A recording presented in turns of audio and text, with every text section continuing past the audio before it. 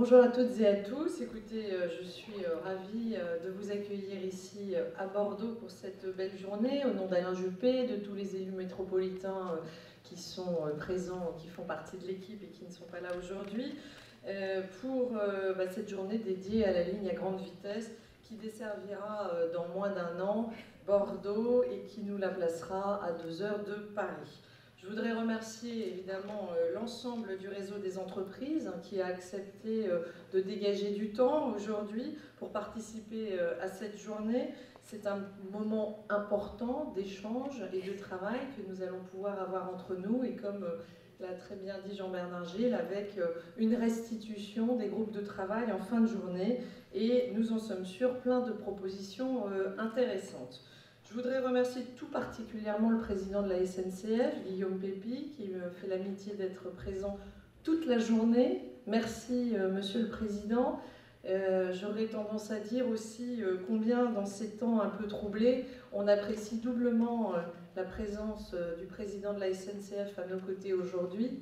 Et puis dire à Guillaume Pepy qu'on travaille ardemment pour essayer de lui offrir une tutelle qui soit plus visionnaire sur la politique industrielle de la France et qui évite de se réveiller quand il est trop tard sur des sujets qui auraient dû être anticipés depuis des dizaines d'années. Alors nous avons organisé cette journée pour plusieurs raisons. D'abord parce qu'il faut lancer le compte à rebours de l'arrivée de la LGV sur nos territoires. Vous savez que cette LGV, elle est promise depuis 20 ans. Elle est le fruit d'un travail de très très longue haleine, ardemment porté par les collectivités locales réunies, notamment Bordeaux Métropole. Et vous savez combien Alain Juppé a été moteur dans ce projet. Clairement, il a joué un rôle majeur pour porter ce projet jusqu'au bout, et notamment dans des discussions aussi récentes avec la SNCF, avec l'ISEA, et sur le nombre de dessertes pour cette nouvelle ligne, en étroite collaboration avec la région. Alors notre objectif, il est d'échanger et travailler avec les milieux économiques et entrepreneuriaux sur les effets de la LGV, afin clairement de ne pas passer à côté du levier de croissance qu'elle représente. Nous sommes tous ici réunis parce que nous croyons profondément à ce que va nous apporter cette LGV et nous avons envie collectivement d'agir autour de propositions très concrètes. Alors comme Jean-Bernard Gilles l'a présenté, cette journée a 3 parties. Première partie qui présente le travail de préparation qui a déjà été accompli par les collectivités. Les secondes et troisième parties, c'est la volonté de remettre au cœur de la réflexion ceux qui font l'économie, ce que j'aime à le dire, à le répéter, Alain Juppé également. Ceux qui créent l'emploi, ce n'est pas les politiques, ce sont les entreprises, les TPE, les PME, les artisans, les commerçants, professions libérales. Voilà, ce sont eux qui créent l'emploi dans ce pays. Et donc nous, on a envie absolument de remettre ceux qui créent l'emploi au cœur de la réflexion pour que vous puissiez vous exprimer et pour que collectivement nous puissions bénéficier des effets positifs de cette réflexion transversale des acteurs économiques et des effets positifs de la LGV. Puis la dernière partie, qui sera peut-être celle que moi je préfère parce que c'est la plus concrète, c'est la restitution et des propositions d'action qui seront présentées. Alors très rapidement, je voudrais vous rappeler ce que la métropole fait en la matière. D'abord, notre enjeu, c'était donc de faire de la LGV un levier de croissance économique. Ça, je crois que c'est très clair. Et puis de rappeler qu'il ne s'agit pas d'une démarche qui n'est que pour la métropole, mais en tant que capitale régionale, Bordeaux rayonne et se doit de rayonner sur l'ensemble des territoires. Et l'enjeu de la LGV, c'est bien cela. C'est pas simplement le point à point Bordeaux-Paris, c'est comment, grâce à la LGV, tout le territoire va profiter de ces effets positifs. La démarche, c'est une nouvelle feuille de route économique. Clairement, vous le savez, quand on regarde les références existantes des villes qui ont bénéficié de la grande vitesse, eh bien, on a constaté qu'il n'y avait pas d'effet ex nihilo du nouveau service, mais qu'en fait, la grande vitesse accentue les tendances qui sont déjà préexistantes dans le territoire où elle s'installe. Donc on a absolument besoin de développer cette dynamique économique. C'est cet enjeu du développement économique au sein de notre territoire. Alors vous le savez, on en est fiers. On est numéro 1 dans les classements pour l'attractivité de notre territoire. On est prisé dans un grand nombre d'études. Un salarié sur 2 a envie de venir s'installer à Bordeaux, donc des très très bons chiffres.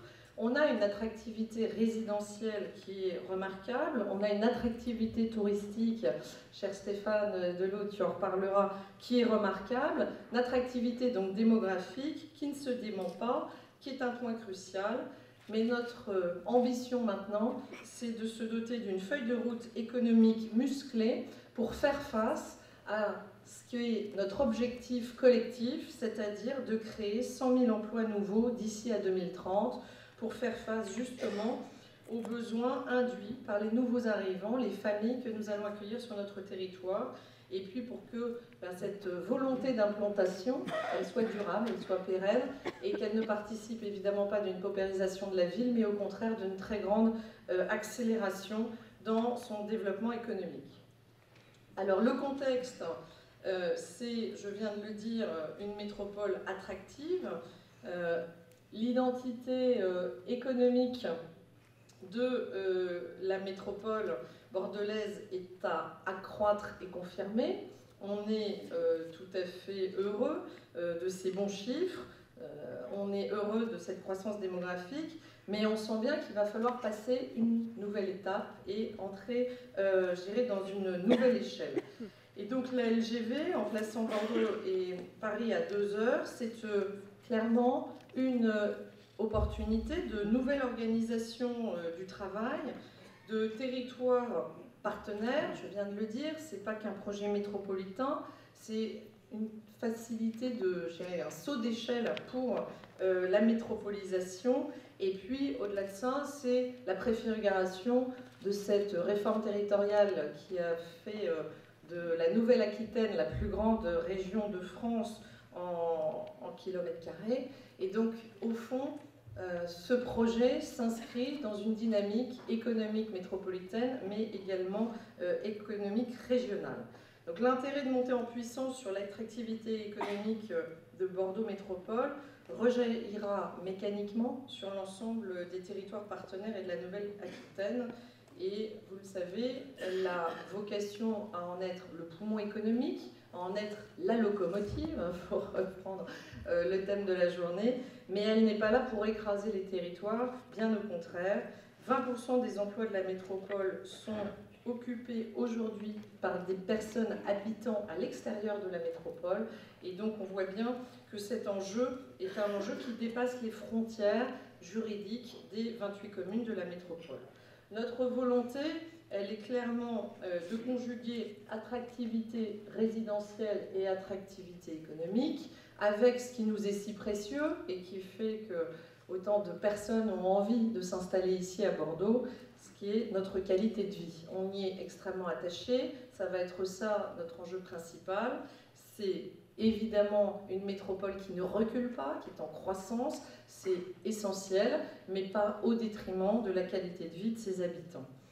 Donc, de façon très concrète, et parce que nous avons les chiffres, il faut en fait, grosso modo, doubler la création nette d'emplois privés. On était à environ 4000 emplois nets créés l'année dernière. On sait que si on veut atteindre nos objectifs, il faut qu'on soit plutôt aux alentours de 7000 à 7500 emplois nets créés par an. Et pour cela, comme je le disais en introduction, il faut surtout travailler sur les conditions favorables aux entreprises. Ce n'est pas l'État qui décrète la création d'entreprises, ce n'est pas les collectivités locales, c'est comment on participe par les infrastructures, par une vraie vision d'un pilotage économique de long terme, à développer les conditions favorables aux acteurs privés qui sont, eux, les véritables créateurs d'emplois. Alors ce projet, c'est un projet qui se veut entrepreneurial et qui est partagé avec les acteurs économiques. Une fois encore, moi je crois qu'on est plus intelligent à plusieurs que tout seul, qu'on est plus fort quand on joue collectif que quand on joue individuel. Et donc on a souhaité une feuille de route économique qui soit résolument partagée avec l'ensemble des acteurs. La métropole a signé une convention qui la lie avec la Chambre de commerce et d'industrie. C'est un véritable partenariat. L'idée est de savoir qui fait quoi, d'avoir un chef de file, on partage, mais on a un chef de file qui est clairement identifié. Et avec la CCI, on s'est réparti un certain nombre de fonctions pour le développement économique, pour œuvrer ensemble, main dans la main, avec un chef de file qui soit bien déterminé à chaque fois sur chacune des opérations qu'on peut être amené à faire. Alors notre stratégie, elle se décline en 3 axes. Le premier axe, c'est s'engager pour la croissance des entreprises. Donc c'est une volonté d'avoir une stratégie offensive d'aménagement économique. Vous savez que ça, c'est le premier rôle de la métropole. Elle est directement dans ses prérogatives. L'aménagement économique en tout ou partie du territoire. C'est la volonté de soutenir les pôles d'excellence. Je pense notamment à tout ce qui est filière de pointe, mais pas seulement. Bordeaux est connu, reconnu, mondialement connu pour le vin. C'est aussi évidemment notre pôle aéronautique, spatial, défense, la photonique, le laser, tous les secteurs émergents, la création d'entreprises. Bordeaux est aujourd'hui la métropole où se crée le plus d'entreprises. Le tertiaire supérieur, mais on y reviendra, et puis il y aura une présentation dédiée du directeur général de Atlantique sur ce projet. J'y reviendrai très rapidement tout à l'heure. La volonté aussi de faire émerger des nouveaux domaines d'excellence. On pense par exemple à un pôle de compétitivité santé. Bordeaux a aujourd'hui la chance d'avoir un CHU de tout premier plan, d'être extrêmement pointu sur le domaine de la santé et peut derrière développer cette activité pour en faire là aussi un fleuron de notre économie locale. Et puis j'ajouterai que Bordeaux a une histoire, notamment tournée vers le nautisme, vers le fleuve, toutes les activités maritimes. Et là aussi, nous pensons que c'est un pôle de développement très important de la métropole bordelaise. Et puis enfin, un petit zoom sur la croissance numérique. Le numérique est transversal, le numérique est dans tout. La volonté de French Tech, c'est d'accompagner les startups en croissance, pas simplement dans le domaine du numérique. French Tech, c'est la volonté de passer en fait d'une taille X à une taille Y, donc de 2 à 5 salariés ou de 100 à 1000 et ainsi de suite dans tous les secteurs. Ça peut être les biotechnologies, ça peut être le laser, ça peut être beaucoup de choses. Mais c'est aussi le numérique, bien sûr. Pourquoi? Parce qu'on a un foisonnement, on a un écosystème extrêmement développé en la matière et on a des beaux projets. Bien sûr, la labellisation French Tech, qui ne se dément pas, un des écosystèmes les plus dynamiques de France en la matière. La cité numérique, un beau projet porté par l'établissement public d'aménagement Bordeaux-Atlantique, etc. Donc là, très clairement, on considère que nous avons dans nos mains les clés d'un développement économique réussi et très porteur. S'engager pour la croissance des entreprises, c'est aussi rappeler qu'il nous faut nous doter d'une véritable stratégie d'attractivité avec un véritable marketing territorial. D'autres métropoles l'ont fait avant nous. Je pense à Lyon, bien sûr, mais aussi à Barcelone, à Amsterdam. Nous avons besoin d'avoir un outil de marketing territorial puissant et il sera d'autant plus puissant qu'il sera partagé. Donc c'était le sens de la mission Bordeaux Attractivité que j'ai co-présidée avec Pierre Goguet, président de la CCI, réunir un grand nombre d'acteurs économiques pour se mettre d'accord sur un marketing territorial. Déjà, on a commencé une première étape au niveau des collectivités et des acteurs économiques qui sont plus institutionnels. Et la deuxième étape, ça va être de s'adresser à vous tous, les acteurs économiques au sens large, pour partager on ne l'a pas fait dès le départ parce qu'on sait que le temps du chef d'entreprise est compté et que ça prend du temps de se mettre d'accord. Donc l'idée était d'avancer au maximum avant de partager avec les acteurs économiques et finalement que chacun s'approprie ce qui est la marque Et la marque est pour moi un sujet secondaire par rapport aux outils réels de marketing territorial. Et puis je voudrais rappeler que on s'est mis d'accord sur le fait que la marque, c'est d'abord et avant tout Bordeaux. C'est cette marque-là qui est connue dans le monde entier. C'est cette marque-là qui est porteuse. Et donc, c'est autour de Bordeaux, ce qui peut paraître un peu étonnant de le dire comme ça, mais ce n'était pas forcément partagé par tous sur les dernières années. Et d'arriver collectivement à se dire que la marque, c'est Bordeaux, qu'elle aura une baseline qui est en cours de finalisation, et derrière des vrais outils de marketing territorial, c'est ça qui va nous permettre, là encore, de développer l'attractivité et de faire venir sur notre territoire des investisseurs, des entreprises qui auront envie de se localiser à Bordeaux. C'est aussi de proposer un dispositif d'accueil aux entreprises nouvelles. On a BGI qui sait parfaitement gérer cet accueil aux entreprises dont la prestation est reconnue de très grande qualité par les acteurs, et il faut qu'on augmente encore la puissance de cette offre pour avoir une offre d'accueil qui soit extrêmement complète et qui puisse répondre aux besoins des entreprises nouvelles. C'est évidemment la poursuite de la promotion du développement de l'offre touristique et commerciale, et puis c'est la volonté de positionner clairement la métropole comme un territoire d'opportunités d'affaires avec un rayonnement qui soit non seulement national mais international. Là aussi, c'est l'histoire de Bordeaux. On n'est pas une métropole comme les autres, on est une métropole où aux quatre coins du monde, notre marque est connue et elle sonne grâce à la dynamique du vent et à son excellence. Elle sonne dans les oreilles d'un grand nombre d'acteurs, et ça, c'est un atout sur lequel on doit mettre toute notre force pour le développer. L'axe 2, c'est la valorisation, je vais trop vite, la valorisation des atouts en attirant et augmenter la création de valeur. Donc là, je ne vais pas être trop longue ce matin, mais vous le savez, on a des outils à notre disposition pour développer et animer des sites majeurs d'attractivité. C'est le cas de l'opération d'intérêt national Bordeaux-Atlantique. C'est le cas de 2 opérations d'intérêt métropolitain que l'on a créées, qui s'appellent Bordeaux Aéroport et Campus Vallée Créative.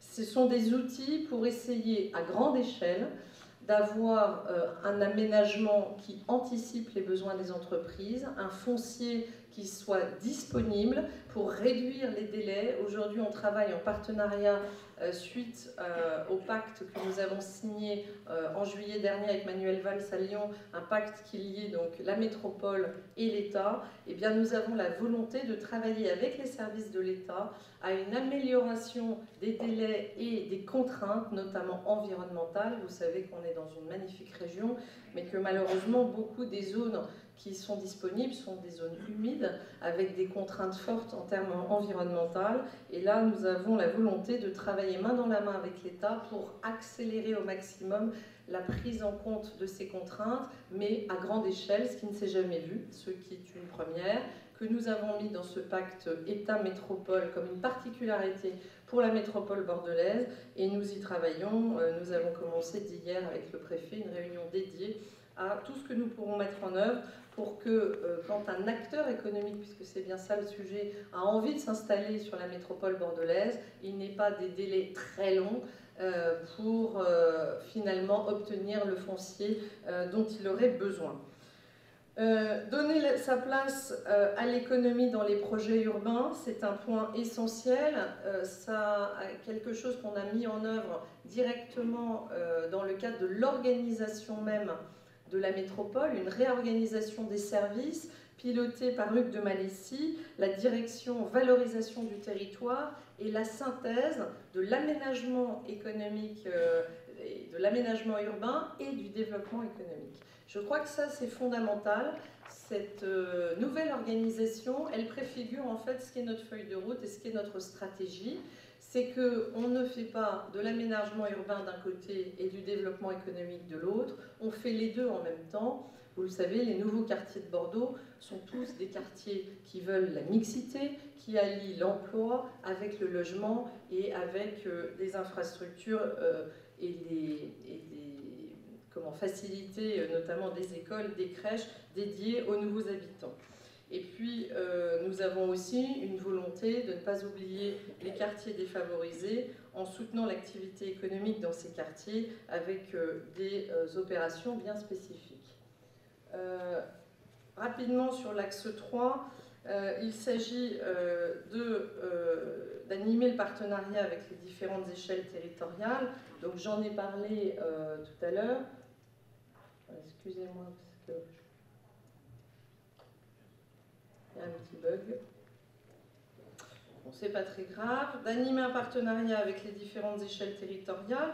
Je viens de le dire, la région, les collectivités, le département, c'est une évidence. Aujourd'hui, là encore, il faut de la transversalité sur des grands projets de cette ampleur. Et puis, l'importance de la mobilité, l'importance aussi, je le dirais, de la complémentarité des acteurs qui agissent pour la mobilité. L'accessibilité, c'est un sujet clé pour les choix des décideurs économiques. S'ils viennent à Bordeaux, c'est parce qu'ils sauront qu'à Bordeaux, ils vont rester connectés avec la France et avec l'international. C'est qu'ils sauront que grâce à la SNCF, on sera à 2 heures de Paris. C'est aussi qu'ils savent qu'ils ont un aéroport extrêmement dynamique qui connecte Bordeaux et la Nouvelle-Aquitaine au monde, avec 80 lignes, je parle sous le contrôle de Pascal Personne que j'ai aperçu, avec 90 lignes directes au monde, 20 fréquences quotidiennes pour Paris. Et là, on voit bien notre enjeu aujourd'hui. Notre enjeu, il est de promouvoir la LGV, mais pas au détriment de l'aérien. Nous, on croit à la complémentarité, on croit au contraire qu'on est en train d'accroître le flux, d'accroître la capacité d'accueillir des voyageurs qui auront plusieurs solutions, des alternatives, mais surtout qui vont répondre à des besoins qui sont différents. Et donc, c'est cette complémentarité qui nous semble important. Et on est fiers d'avoir la première croissance des grands aéroports régionaux français ici à Bordeaux. Et nous pensons que la LGV ne va pas venir détruire cette croissance, mais qu'elle va venir s'additionner. Et au contraire, vous le savez, on travaille ardemment en termes de mobilité à rejoindre et à permettre aux voyageurs d'avoir une liaison simple entre d'un côté la gare et de l'autre l'aéroport. C'est une liaison importante sur laquelle nous travaillons aujourd'hui au niveau de Bordeaux Métropole. Ici, voilà, rapidement, la carte qui permet de retrouver le positionnement des différentes OIM et OIN. Donc j'en ai parlé brièvement, vous avez là les chiffres clés. Ça me semble important de voir l'ampleur de nos projets. Bordeaux-Atlantique étant un projet de très très grande envergure qui va nous occuper pour les 10-15 prochaines années, peut-être même davantage. Avec ces 2 500 000 m², on a de quoi faire sur 3 communes, comme vous le savez, Bordeaux, Florac et Bègles.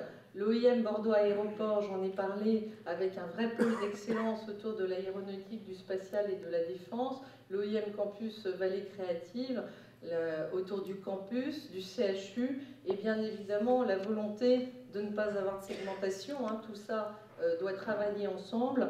Et ces 3 gros projets portés par Bordeaux Métropole se font en bonne intelligence, avec une répartition là aussi de ce qu'on imagine comme étant les choix des acteurs économiques.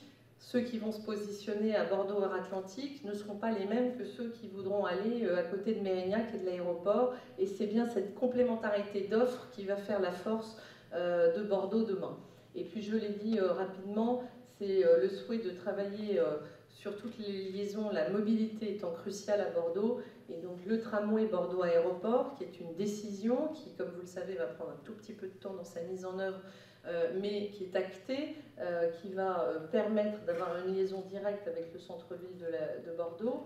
Le BHNS Ouest Rocade, le bus à haut niveau de service, la ligne Bordeaux-Gradignan, tous ces projets qui vont faciliter le déplacement des Bordelais et qui vont accroître, et c'est bien le sujet d'aujourd'hui, l'attractivité de la métropole, sa liaison avec la capitale et avec l'international, et tout ça dans une approche transversale et collective.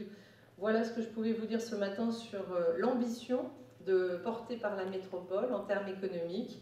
et rappeler que eh bien, ce projet LGV va être pour nous l'accélérateur de notre ambition et va, j'espère, nous permettre de faire ce qui s'est fait ailleurs, et je suis très confiante en la matière. Quand on se rappelle ce qu'a été la LGV pour Lyon, il n'y a absolument aucune raison que ça ne soit pas la même chose pour Bordeaux. Merci à tous de votre attention.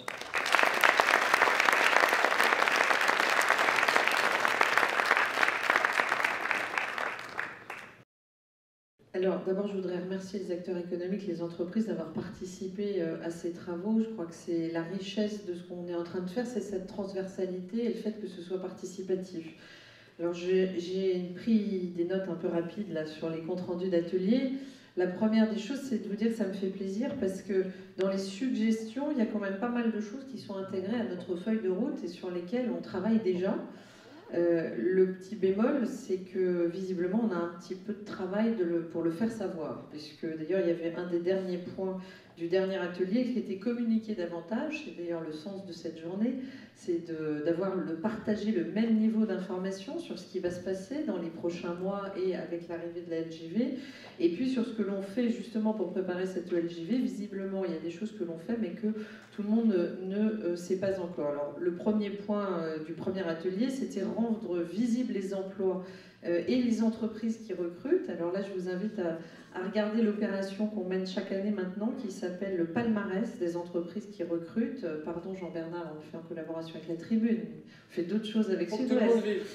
Et ce palmarès avait justement pour but de rendre plus visible pour l'ensemble des habitants, quelles sont évidemment les entreprises qui recrutent et au-delà de quelles sont-elles, quel type d'emploi elles recherchent, pour justement cibler aussi sur les formations qui vont être nécessaires à développer sur notre territoire, parce que c'est dans ce type d'emploi que se font les offres d'emploi. Je laisserai Jacques Mangon en revenir sur le logement, sur des remarques qui ont été faites et à multiples reprises de plateformes, et notamment de plateformes d'intermédiation de l'offre et de l'écosystème. Alors là aussi, nous avons lancé, d'ailleurs à peu près simultanément avec la région qui a le même outil mais au niveau régional, nous l'avons lancé au niveau local, une plateforme d'intermédiation entre l'offre et la demande. Ça s'appelle Bordeaux pour l'emploi. On a fait ça avec une start-up pessacaise, donc du local, qui s'appelle Joby Joba. Et la région a elle-même un outil, et donc c'est bien le but de répondre à ce point qui a été mis en exergue d'intermédiation, parce qu'on croit à ça. La résolution du chômage, elle passe par une meilleure adéquation entre l'offre et la demande, mais à essayer d'être un outil, un facilitateur de cette rencontre entre l'offre et la demande. Je ne reviendrai pas, parce qu'on en a déjà parlé ce matin, sur tous les sujets de mobilité, la rocade, bien sûr, à 2 fois 3 voies, les franchissements, tous ces sujets, on l'a dit et répété dans la journée, c'est essentiel. Le temps qu'on va gagner grâce à la LGV entre Bordeaux et Paris, il ne faut pas qu'on le reperde dans la congestion, notamment de la rocade ou d'autres axes. Donc vous savez qu'on y est attentif. Christophe Dieprat est revenu ce matin sur tout le schéma de mobilité, donc je n'y reviens pas. Mais là encore, beaucoup de choses qui sont suggérées dans ces ateliers, qui sont en cours. Et je dirais que c'est ça qui est intéressant, c'est de voir qu'on est une métropole en mouvement, qui normalement, si ce n'est pas le cas aujourd'hui, parce qu'on sait qu'il y a des problèmes, et notamment des problèmes de mobilité, ce sera le cas demain, c'est-à-dire des chantiers qui sont en cours pour résoudre ces problèmes. Ensuite, il y avait dans l'atelier 4, si je ne m'abuse, un sujet d'accompagnement des nouveaux arrivants. Oui. Et là, je dirais qu'on a un... Tout service, une sorte de super conciergerie, j'ai compris ça. Hein. Mais on a un outil très professionnel en la matière, avec BGI, qui gère l'accueil des entreprises et l'accueil derrière les entreprises des salariés des entreprises.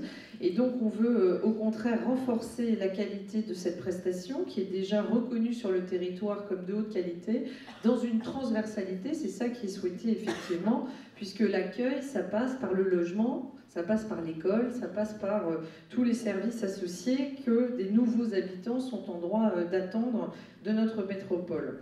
J'ai aussi lu un nouvel outil d'attractivité et un portail collaboratif. Ça, c'est le sens de la mission Bordeaux Attractivité que nous avons copilotée avec Pierre Goguet, président de la CCI, pour se doter d'outils de marketing territorial dans une vision transverse et d'une marque qui soit portée par l'ensemble des acteurs, mais derrière surtout, à l'instar de Lyon, de Barcelone, d'Amsterdam, que la métropole se dote d'un véritable marketing territorial.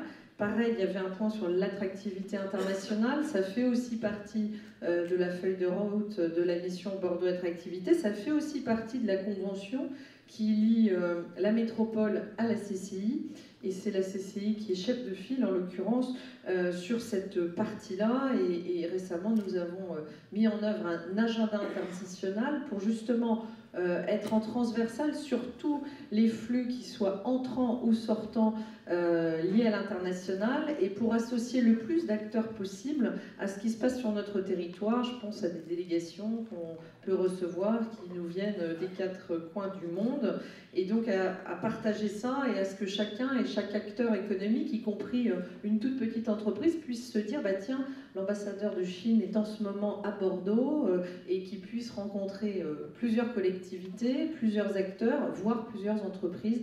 Donc c'est le sens de cet agenda. Et globalement, après, je retiens toutes les autres suggestions qui ont été faites, sur lesquelles il faut qu'on travaille, qui ne sont pas forcément encore couvertes par nos actions et qui sont intéressantes. Il y avait un point logement. Alors comme Jacques est parti, je veux quand même expliquer aussi que la démarche Bordeaux Air Atlantique, Stéphane Defay l'a très bien exposé ce matin, c'est une démarche de réponse aussi à la demande qui va avec cette attractivité résidentielle que nous collectivement nous voulons transformer aussi en une attractivité économique. Ça répond aux besoins de logement et donc d'une certaine façon, comme l'a dit Monsieur le Préfet, à réguler aussi les tarifs. Et pour réguler les tarifs, eh bien, il faut continuer à avoir une offre abondante en termes de logement. On n'arrivera pas à limiter notre attractivité. J'ai entendu ce que disait le président Rousset sur la métropole millionnaire.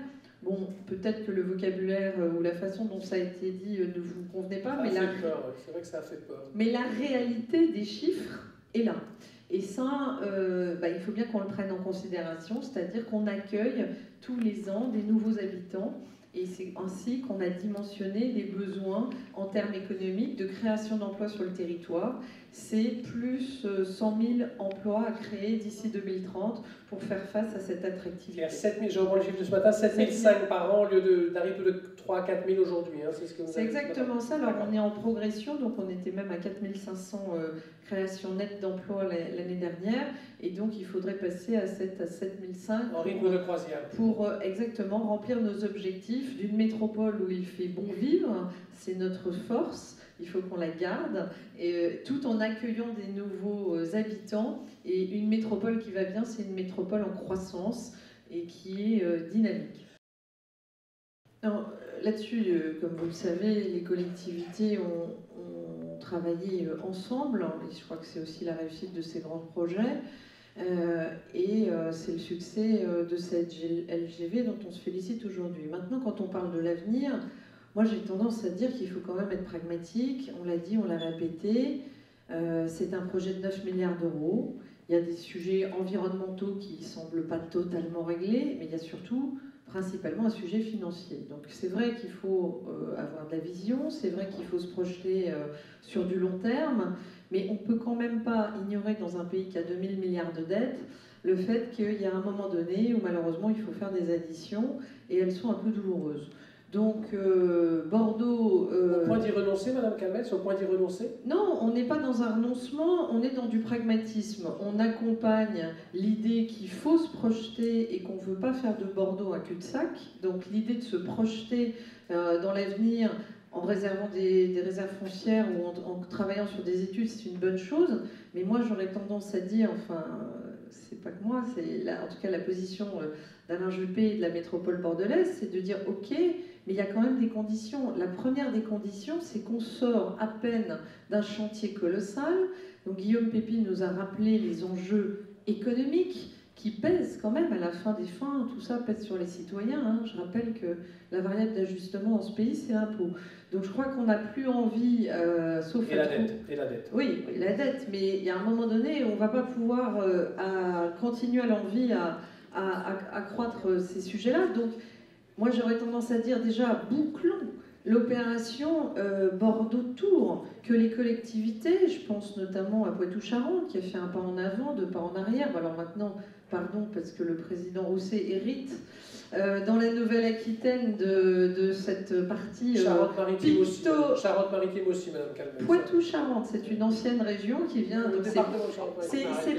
C'est important, non mais c'est important, ça veut dire qu'on a un sujet de collectivités qui n'ont pas finalement rempli leurs obligations. Je crois que c'est pareil pour la métropole toulousaine.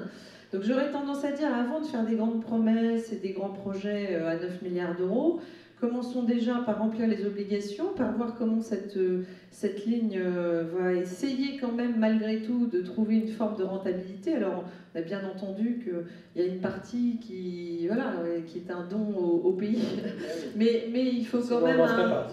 C'est sûr, moi je suis très farouchement, en tant qu'utilisateur et dans le développement économique, on ne peut être que des supporters de la LGV. Mais il y a un moment donné, il faut aussi qu'on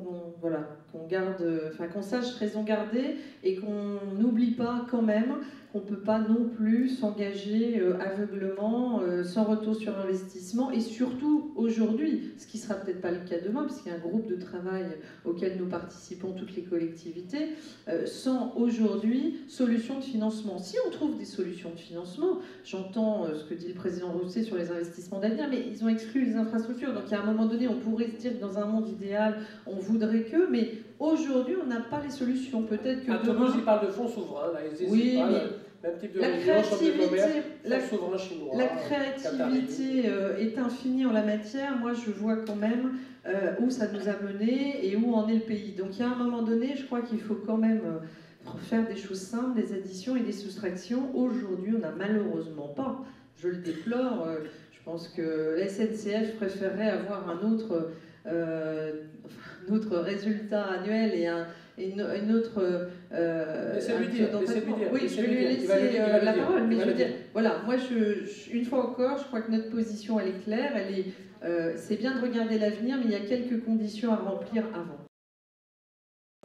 C'est ça, ce qu'a dit Stéphane Defay, c'est qu'au fait, notre objectif, il est d'avoir 50%, que les premières opérations, elles nous permettent déjà d'être à 25%, ce qui est un très beau chiffre, compte tenu du timing et du fait que cette opération, elle va s'écouler sur de longues années, et surtout qu'aujourd'hui, le quartier, il est en devenir, donc le fait d'avoir déjà 25%, c'est un très bon taux. Ensuite, il y a un point qui a été dit, qui est important, c'est que cette métropole est la première en termes de création d'entreprises.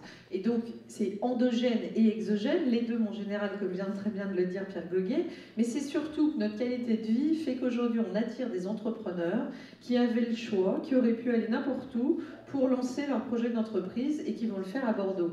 Donc ça, est-ce qu'on considère que c'est de l'exogène? C'est pas un vrai déménagement, il n'y a pas de déménagement puisqu'ils en sont encore au stade du business plan.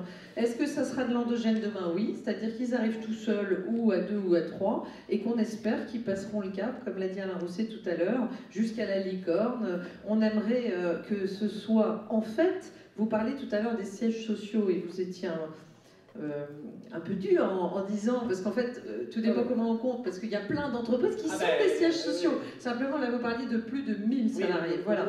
Et ce qui est important, c'est qu'en fait, toutes ces entreprises-là sont les sièges sociaux de demain dont on rêve. Parce que quand un entrepreneur a choisi pour des raisons personnelles, et pas que, parce qu'on est la métropole business friendly dont on rêve, et on travaille tous collectivement à ça, c'est en devenir, eh bien, ce seront peut-être les sièges sociaux de demain ou d'après-demain qui seront nés ici, et où l'entrepreneur ayant toutes ses attaches, il considérera qu'il se développera, comme il fera pour d'autres, il créera peut-être des filiales ailleurs, il aura peut-être probablement même une business unit à Paris, mais il laissera sans doute son siège social par attachement, par histoire, et parce qu'on aura su collectivement lui apporter tout ce qu'il attendait. Un mot de conclusion, Alain ?